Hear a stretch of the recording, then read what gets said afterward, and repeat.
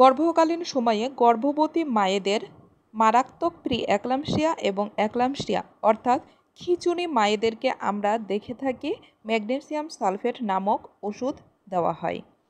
Midwife হিসাবে আমাদের প্রত্যেকের জানা উচিত ম্যাগনেসিয়াম সালফেটের ডোজ আসলে কতটুকু দেওয়া হয় এবং কোথায় কিভাবে দেওয়া হয়। ম্যাগনেসিয়াম সালফেটের ডোজ দুইটি দেওয়া হয়, লোডিং ডোজ এবং মেনটেনেন্স ডোজ। লোডিং ডোজ এবং মেনটেনেন্স ডোজ নিয়ে আমরা অনেকেই কনফিউশনে ভুগি। চলুন আমরা এখন দেখি লোডিং ডোজে আমরা ম্যাগনেসিয়াম সালফেট কতটুকু মাকে দিয়ে থাকি, কোথায় দিয়ে থাকি এবং কিভাবে দিয়ে থাকি। ম্যাগনেসিয়াম সালফেটের লোডিং ডোজ হিসাবে আমরা টোটাল 10 গ্রাম ম্যাগনেসিয়াম সালফেট মাকে দিয়ে থাকি। 4 গ্রাম ম্যাগনেসিয়াম সালফেট 12 ml ডিস্টিল ওয়াটারের সাথে ডাইলেট করে 20 ml করতে হবে।